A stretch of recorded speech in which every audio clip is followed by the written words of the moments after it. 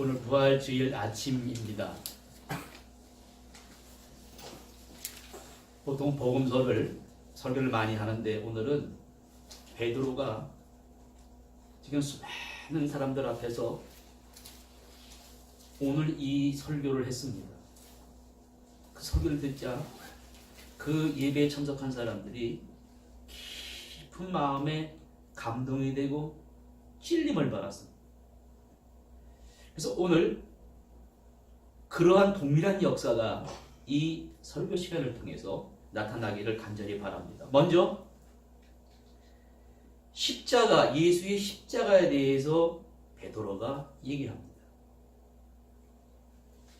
지금 본문에 나타난 이 베드로의 이야기는 사람들이 왜 깊은 감동을 받게 되냐면 지금까지 제사장들이 유대교 종교 지도자들이 말한 그러한 얘기가 아닙니다. 추상적인 이야기도 아니고 어떤 교과서에 나오는 얘기도 아니고 오늘 나의 이야기를 해주고 있는 거예요.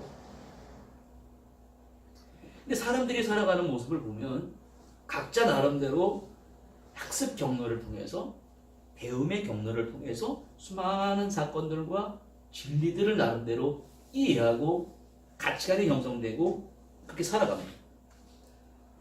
그런데 오늘 우리가 이 지구 땅 위에 발을 딛고 살아가면서 나타나는 수많은 사건들과 수많은 진리들은 다 제대로 이해할 수가 없습니다. 왜? 사람에게는 이해하고 공감할 수 있는 한계가 있기 때문입니다. 그래서 우리 주변에 그런 일이 벌어집니다. 얘기하다가 공감 능력의 이해의 한계가 있는 사람을 가르쳐서 뭐라고 그러냐면 마치 시각장애인이 코끼리를 만진다 그렇게 말합니다. 코끼리란 대상은 여러분 있지 않습니까? 어마어마하게 크고 코가 길고 다리가 크고 근데 시각장애인이 지나가다가 눈이 보이지 않으므로 코끼리 코를 만집니다. 코를 만지니까 어마어마하게 긴 코가 막 움직인단 말이에요. 그 뭐라고 그러냐면은 시각장애인이 코끼리란 대상 전체를 보지 못하고 코끼리는 뱀과 같다고 그럽니다. 그래서 다른 시각장애인은 또 뭐라고 하냐면은 거대한 이 발에 딱 부딪혔단 말이에요. 이 만져보더니 코끼리는 벽과 같다고 그래요. 그 조금 더 머리가 좋다고 그러는 시각장애인이 코끼리의 상아를 만지게 됐습니다. 상아 되게 날카롭지 않습니까? 코끼리는 창과 같다고 그래요. 세상을 이해하는 방식이 마치 시각장애인이 코끼리를 만지고 창과 같다, 벽과 같다, 뱀과 같다. 그러한 것에 가까운지 모릅니다. 왜냐하면 사람도 마찬가지예요. 우리가 눈으로 보고 촉각을 느끼고 감각기관을 통해서 부활이라는 메시지를 나름대로 느낀단 말이에요. 그러한 지식이 오늘 그 사람의 세계관을 이루고 있으니 가치관을 이루고 있는 거예요. 그래서 철학자들이 한마디씩 합니다. 사람은 그렇게 하면 안 된다. 느끼는 감각 위에 인간만이 가지고 있는 이 이성, 오성의 능력을 통해 모든 것들을 받아들이는 그러한 통로를 만들어야 되는데 문제는 뭐냐면 우리의 감각과 이성으로 판단할 수 없는 것이 있다는 말이에요. 십자가의 사건. 지금 십자가의 사건을 앞에 놓고 이 십자가의 사건이라고 하는 것은 성경의 총 주제입니다. 이게 어마어마하게 큰 진리입니다. 너무나 크기 때문에 여러분과 저는 부분적으로 알 수밖에 없습니다. 십자가에 대한 전체적인 이해를 말씀을 통해서 오늘 설교 시간을 통해서 조금씩 그 실체를 알아나가는 거예요. 왜냐하면 십자가의 사건은 원래 이해 범위가 엄청 크기 때문입니다. 사람이 얼마나 이해가 부족하냐면 아인슈타인 박사가 여러분 100년 전에 지금 죽었습니다. 블랙홀이라는 것이 있다. 그 사람들은 블랙홀이 뭔지를 몰랐습니다. 상대성 이론을 발표하고 먼 우주에는 블랙홀이라는 것이 있어서 우주 전체를 지배하고 중력의 법칙이 다스린다. 모르다가 요즘에 와가지고 뭘 만들었냐면 그 블랙홀이라는 것은 기존의 만환경으로 볼 수 없기 때문에 무슨 만환경을 만들어야 되냐면 지구 크기만한 만환경을 만들어야 된대요. 그래서 5대양 6대주의 과학 측량 기지를 다 연결시켜서 결국은 지구 크기만한 만환경을 만들었습니다. 그것을 만들고 그걸 통해 바라본 블랙홀이 이제 뉴스에 나오지 않았습니까? 이야, 진짜 맞아. 인간의 지식이 이렇습니다. 블랙홀 하나를 발견하는데도 지혜가 부족해서 최근에 와서 발견한 거예요. 이처럼 우리가 진리라고 하는 것은 내 경험보다 큽니다. 그래서 어떤 사람이 겸손한 사람이냐면 조금 배웠다고 조금 더 돈을 번다고 다 교만해지거든요. 아직까지 내가 모르는 것들이 너무 많고 특별히 십자가의 사건, 이 진리는 너무 큰 반면에 나는 너무나 작아요. 나는 이해할 수가 없어요. 이걸 겸손이라고 합니다. 그러면 베드로가 이 어마어마한 십자가 사건을 지금 3,000명 앞에서 어떻게 얘기하길래 3,000명이 말입니다. 뒤집어지는 역사가 나타나고 두려워 떨고 이러니 벌어졌냐면 성경적으로 풀어버렸습니다. 성경의 이야기는 성경적인 맥락에서 풀어졌습니다. 그러면 어떻게 풀었냐면 예수의 십자가로 하는 것은 여러분 사람을 형틀에 매달아 죽이는 거예요. 이건 비참한 일입니다.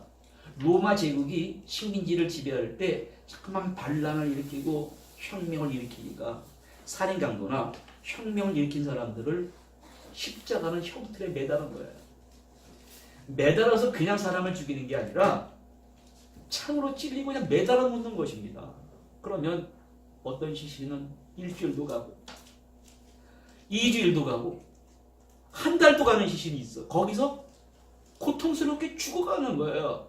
그러면 사람들이 그 십자가를 바라봅니다. 그러면 어떻게 느끼겠어? 부끄러워. 십자가를 바라보는 건 저주스러운 일입니다.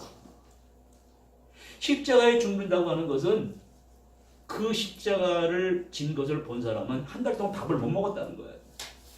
자, 그러면 오늘 십자가의 사건을 성경은 뭐라고 그러냐면 이 세상 사람들에게 부끄러운 것인데 구원을 얻은 우리에게는 뭐라고요? 하나님의 능력이다. 이런 말.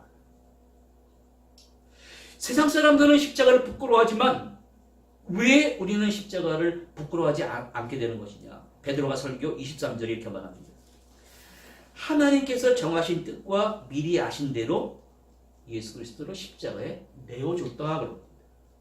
그런데 너희가 법 없는 자들의 손을 빌어서 못 박아 죽였다.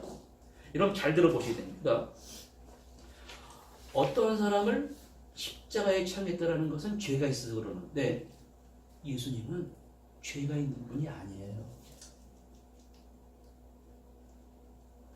십자가를 처형했다 그러니까 사람들은 어떤 사람 태국으로 도망가지 않습니까? 도망가다 붙잡힌 게 아니에요. 십자가를 안 지려고 내가 고난이라는 것을 가족도 마찬가지입니다. 협력해서 가정이라는 조직, 직장이라는 조직 막 지기 싫어서 억지로 하는 게 아니란 말이에요. 자진해서. 십자가를 안 지려고 피해 다니다가 붙잡혀서 십자가를 치는 게 아니란 말입니다. 예수님이 자진해서 스스로 하나님의 놀라운 구원의 역사를 이루어야 돼요. 죄로 말미암아 다 죽을 수 없는 사람들을 구원하기 위한 구체적인 사랑이 십자가를 통해 나타났다는 것입니다. 당시엔 공부 많이 한 사람이 있었습니다. 로고스란 말이 있어요. 헬라인에게서 로고스란 말은 우주의 법칙의 보편적인 원리를 말합니다. 인간의 이상의 능력, 이상의 불변하는 법칙, 그것을 로고스라고 그랬는데 사도 바울은 십자가의 도, 십자가의 로고스를 말합니다. 사물을 존재하게 하는 모든 보편적인 법칙이 십자가를 통해서 어떻게 나타나는가 보십시오. 여러분, 오늘 이 설교를 하고 있는 이 베드로라는 사람은 아주 겁쟁입니다. 자기 스승이 3년 동안 따라다녔어요. 와, 오병 이의 기적을 막 행한다고. 와, 예수를 믿으면 주머니가 두둑해지는 거예요. 뭐 죽은 자를 막 살립니다. 결국은 저분이 내 목적을 이루실 분이다. 그래서 쫓아다녔어요. 그런데 로마 병정이 체포하러 왔습니다. 체포될 때 물어봅니다. 너도 예수와 한패다. 그때 뭐라고 그러는지 아십니까? 난 저거를 모릅니다. 참 가증스러운 거예요.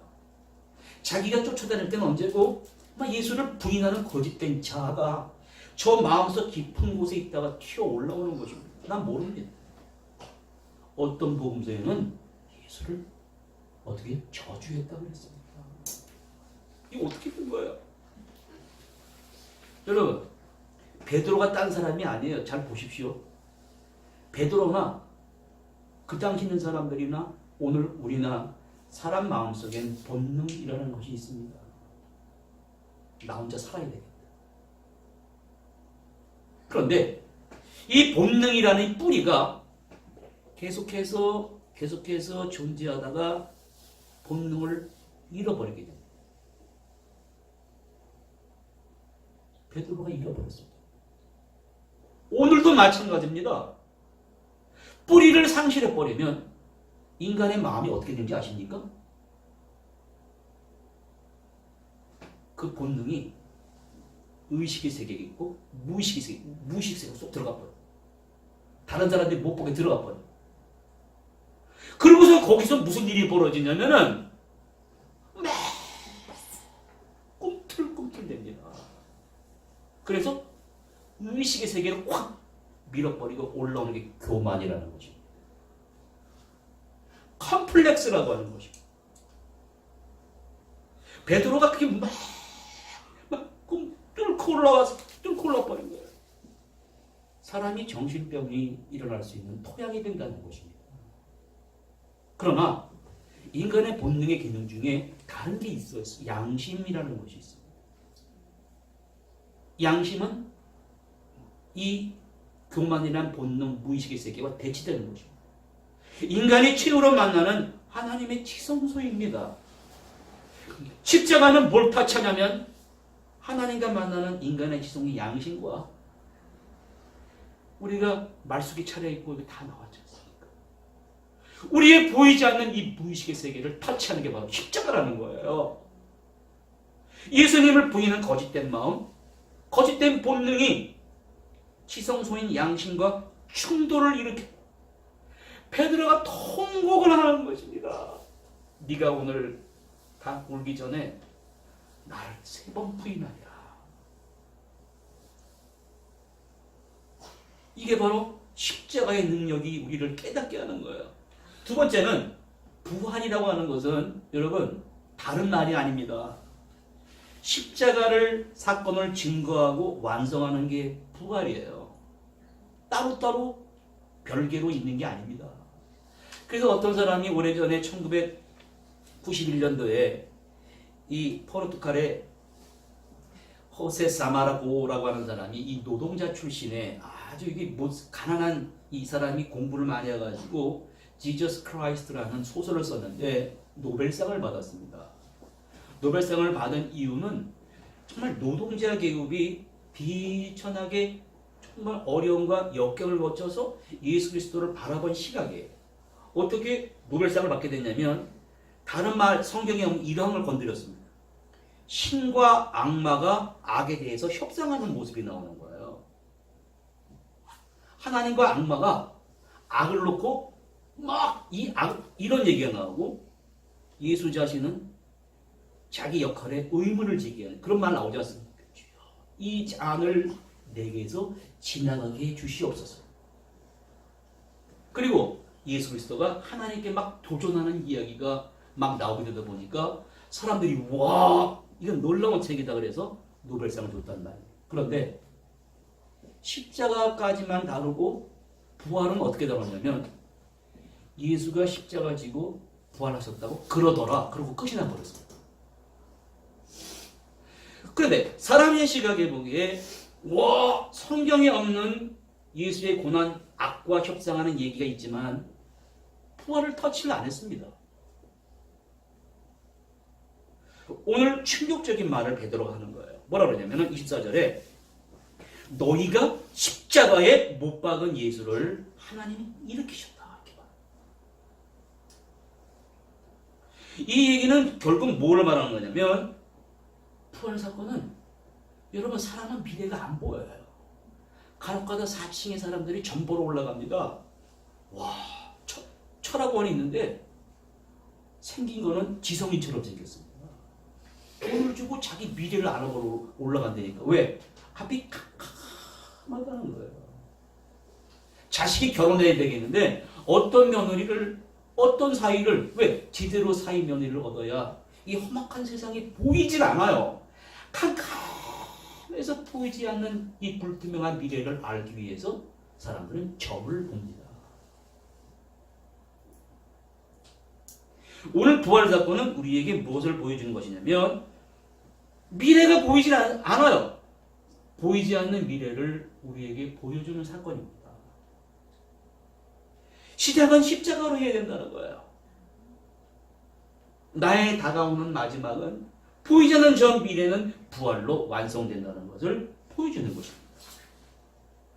그래서 사도들이 다 뭐라고 다니냐면 우리가 십자가 사건의 부활에 우리가 주님을 듣고 그분을 보고 그분을 만졌다. 우리가 증인이다. 근데 여러분 오늘 이 말씀 속에 나타나지 않는 이야기를 우리가 점검해 봐야 됩니다. 이 3,000명이 왜 뒤집어졌냐면 보십시오. 예수를 십자가에 못 박아 빌라도의 손을 빌려서 죽였습니다. 그러면 그분이 살아났다는 얘기는 뭘 말하는지 아세요? 죽인 사람을 나쁜 사람이라고 심판하는 거예요. 가야바가 예수 한 명을 죽임으로써 우리가 다 살아야 된다. 그런데 그분이 십자가에 죽였는데 살아났으면 가야바가 이제 죽일 놈이 되는 거예요. 그렇게 되는 거 아닙니까? 빌라도가 그를 십자가에 처형시켜버렸어요. 그런데 사람들이 뭐라고 하냐면 그가 하나님이 살리셨다 그러면 빌라도가 죽일 놈이 되는 거예요. 이걸 승인한 가이사 아구스도가 죽일 놈이 되는 거예요.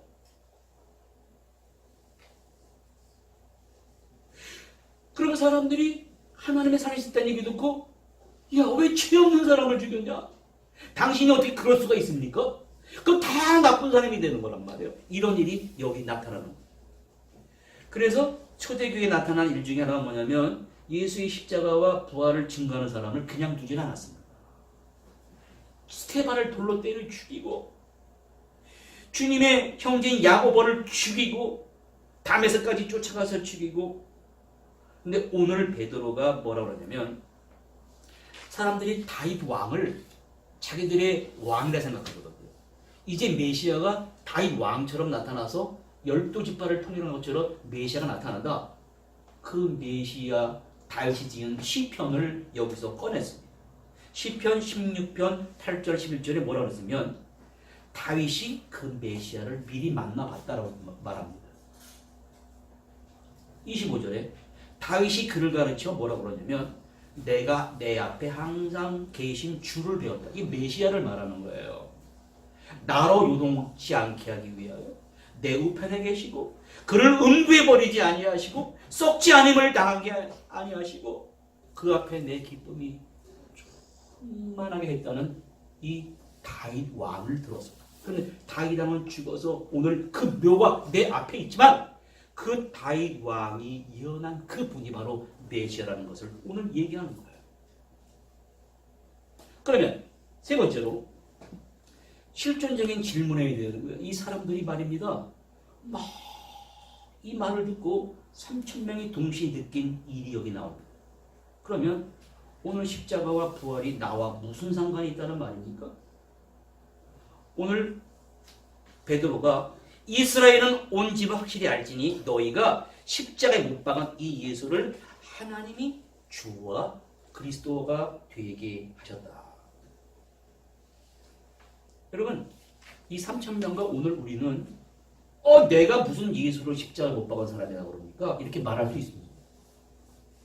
예수님이 십자가 못 박힐 때 나는 그 자리에 있었지도 않았고 나는 상관도 없는 사람입니다. 그렇게 말할 수 있습니다. 그런데 오늘 보기 바랍니다. 여기 있는 사람들은 말입니다.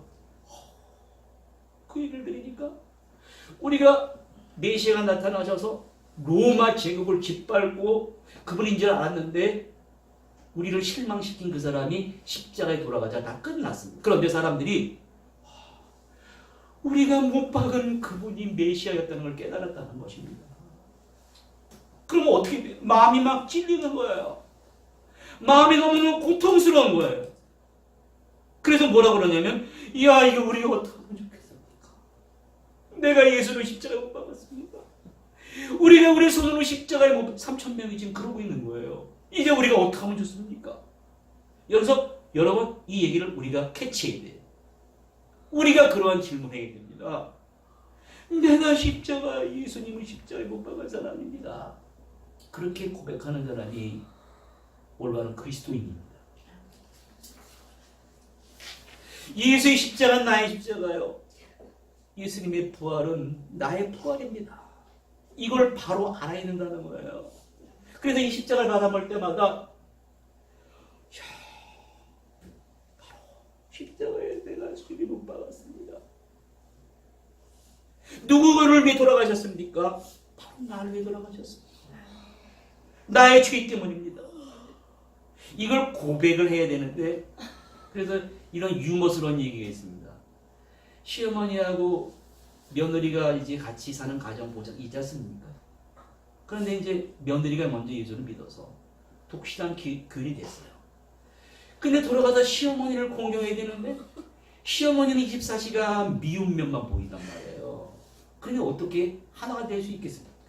근데 며느리가 목사님이 그래도 사랑해야 됩니다 깨닫고 시어머니를 전도했단 말이에요. 전도해가지고 시어머니가 이제 세례를 받게 됐습니다. 근데 목사님이 교육을 뭐라 시키냐면 세례 문답을 할 때 예수님이 십자가는 내 죄 때문에 돌아가셨습니다. 며느리가 시어머니를 교육시키는 거예요. 뭐라고 했죠? 어머니, 교회에서 세례 문답하실 때 그 거룩한 그 십자가 예수님이 왜 돌아가신 물어보시면 내 죄 때문에 돌아가셨어요. 며느리가 내 죄 때문에 이 시어머니가 그 얘기를 듣고 알았다는 거예요. 그래서 세례 문답하는 시간이 다가왔어요. 한 명씩 두 명씩 보다가 그 어머니를 다 문답을 하는 거예요. 할머니, 예수님을 십자가에 못 박았습니다. 누가 못 박았습니까? 누가의 죄를 돌아갔어? 그랬더니 이 어머니가 뭐라 했는지 아십니까? 며느리 때문에 돌아가셨다. 사람들이 이해를 못해요. 그 어떤 사람이 예수 믿고 신앙생활 하다가 기도할 때마다 이 사람은 예수를 십자가에 못 박은 그 로마 병정 내가 도저히 용서할 수가 없어요. 이런 생각만 하고 사는 거예요. 그러다가 이 사람이 꿈을 꿨습니다. 꿈을 꿨는데 바로 갈보리 언덕에 십자가 세워져. 거기 예수님이 달려있단 말이에요. 거기 사다리가 쫙 놓여 있었습니다. 너무나 생생한 거예요. 그래서 어떤 사람이 사다리를 타고 올라가가지고요. 못을 들고 망치를 들고 예수님 막 옷을 박는 거예요. 이 사람이 꿈속에서 저런 저 죽일 놈이 있나? 저 용서받지 못할 놈? 내가 저 놈을 그냥 쫓아 올라가가지고 어떤 놈 봐야 되겠다 그래가지고 사다리 타고 올라가는 거예요.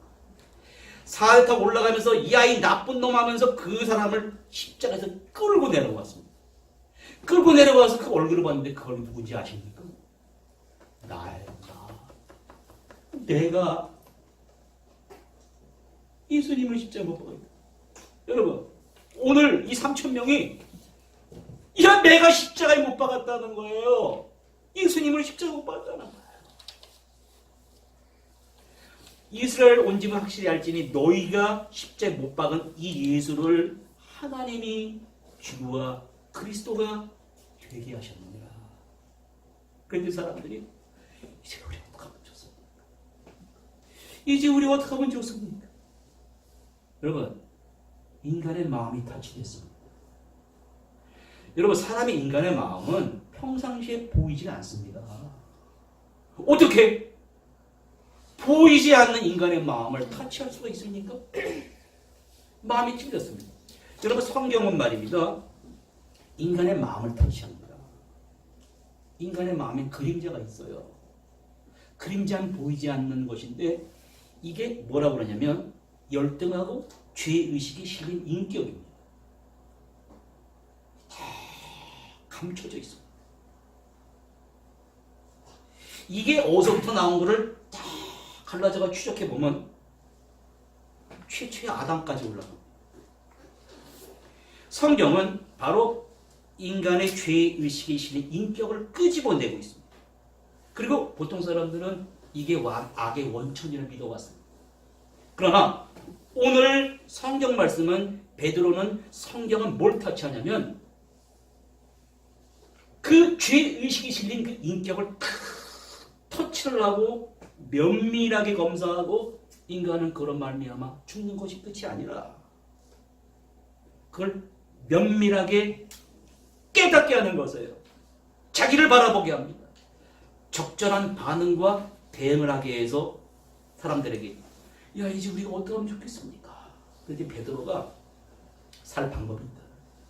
너희가 회개하고 그리스도 이름으로 세례를 받고 죄 사함을 받고 패역한 세대에서 구원함을 받으라. 3,000명 동시에. 야, 여러분 멋있지 않습니까? 베드로가 막 외치는 외침 바로 예수님의 외침이었어요. 3,000명이 우와, 자기 잘못 깨닫고 그 자리에서 세례받는 일이 벌어졌습니다. 오늘 말씀은 십자가와 부활을 우리에게 보여줍니다. 나와 상관있는 이야기예요. 나의 십자가, 나의 부활. 이걸 고백하는 것이 부활신앙입니다. 오늘 뜻깊은 부활주일에 그리스도의 희생을 기념하는 우리 성찬식을 같이 말로만 들으면 안 된다는 거예요. 시각적으로 보고 만지고 예수님의 보혈, 예수님의 떡과 잔을 우리가 먹고 마시고 피부로 느껴야 돼요. 자, 이 시간에 다 같이 눈을 감으시고 예수님의 십자가의